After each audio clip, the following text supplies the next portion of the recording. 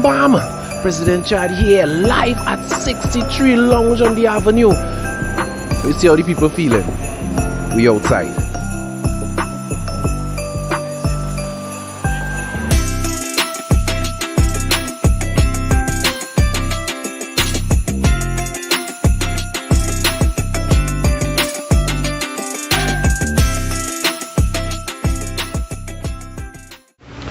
Boom bam! President Chad here in 63 Lounge on the Avenue, live with the man Darren. Darren, big brother, talk to me. We got the horrible news last night about Liverpool hijacking. I don't know if it says hijacking the deal because Manchester United didn't make a bid. I don't know how to say it, but the bottom line is Cody Gakpo is going to be a Liverpool player. It looks like. How you feel about it, and we will move from there. Well, I mean, my initial feelings, I was gutted, as I rightfully say. I was like, wow, again, like, why we can't get it right, boy?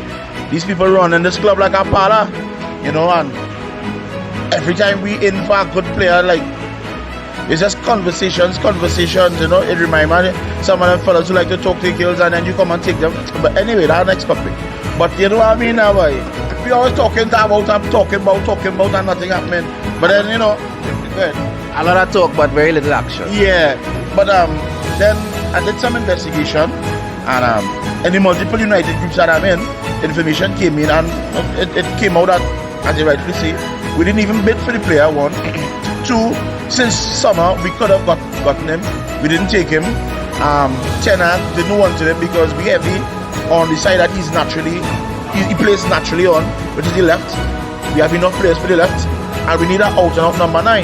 Well, in case people wondering, we're talking Garnacho, talking Rashford, talking Martial, who plays on the left hand cutting. Correct. And then we even also have the sweet man from Sweden who don't really get much sweat right now.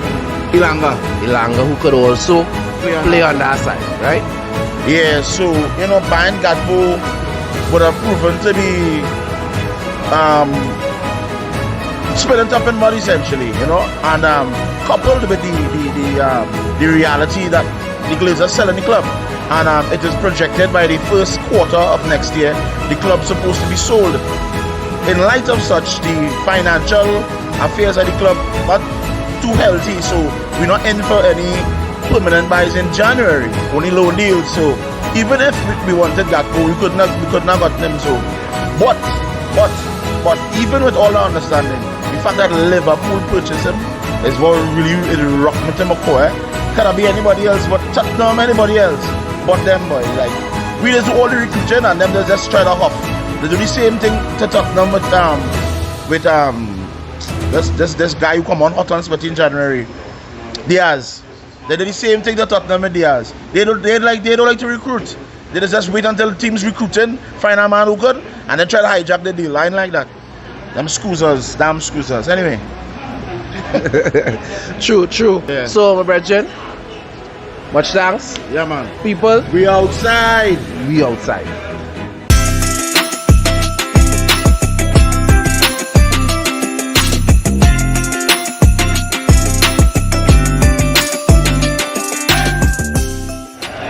Boom bam! Here, 63 Lounge with the man Graham. Yo, what's up, people? So Graham is a Manchester City supporter. So Graham, I mean, I still believe Manchester City is their league to lose. Yeah. Even though Arsenal ruling and running things right now. Yeah. What are your thoughts on Arsenal? You think Arsenal could hold on to the position, or you think, City would be able to do the business? If City can pull things back by the end of January, going into February, I would say yes, we could do it. Arsenal, I'm still not writing them off as yet.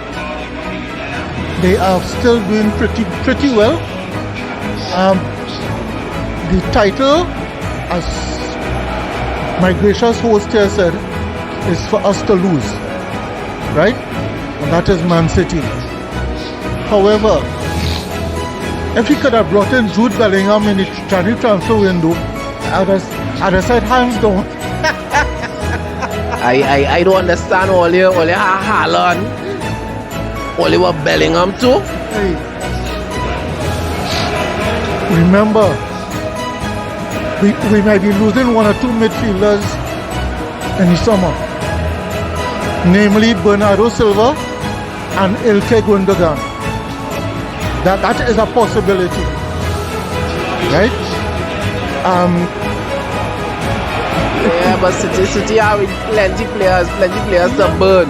But I wanna ask you this. There are players in the background, right? But who still coming through the academy, right? So far, Rico Lewis has shown his hand. Pep likes him, and that's important.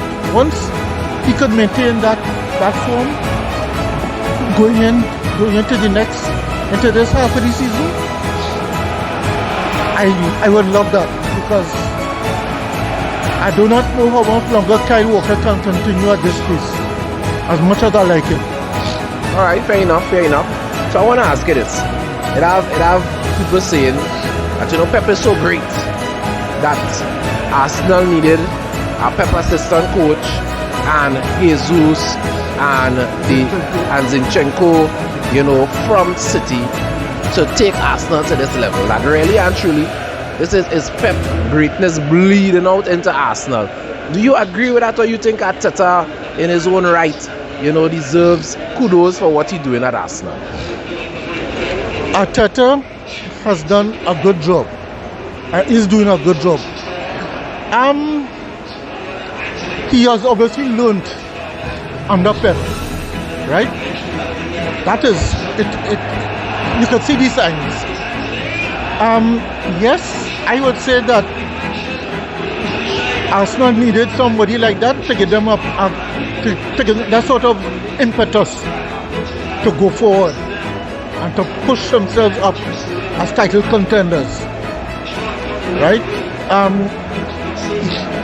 Not taken away from Arteta. He has always been fairly alright, but learning under Pep has done him a very good, has just put him in good stead for the future. Pep, in terms of Champions League, Pep knows, and he has come out openly and said it, that he doesn't win the Champions League, he's no good. He said the Champions League is the ultimate trophy that he wants to win at City. Right? There are few coaches in the world that have won multiple Champions League at different clubs. Pep Guardiola is not one of them. He has only won Champions League at Barcelona. He couldn't win it at Bayern Munich. He hasn't won it yet at City. So if he really wants to be considered one of the great ones, he's definitely one of the good ones in my opinion. But some people want to anoint him one of the great ones. You can't be one of the great ones if you haven't done what others, and a number of others, Sir Alex Ferguson, Ancelotti, a number of coaches that would have came before Jose Mourinho, that would have done it, win Champions League, more than one Champions League at multiple clubs, and Pep is yet to do that. But I could wish you luck, all the best for the season. Heading into 2023. I can't wish Manchester City luck at all. But I would agree with you and hope that Arsenal fall off that tree.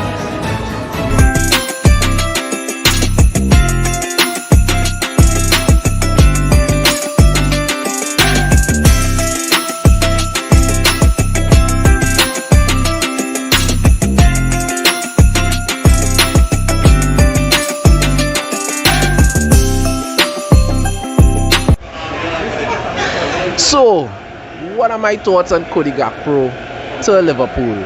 I mean, it's very disappointing news, mainly because there was just all of this hype around Gakpo to United.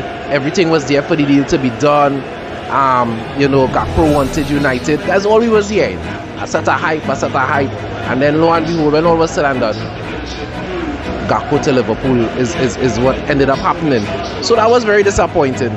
But ultimately, we need a proper number 9. And as much as Gakpo could play down the middle, he is not by any means what you would call a proper number 9. You understand?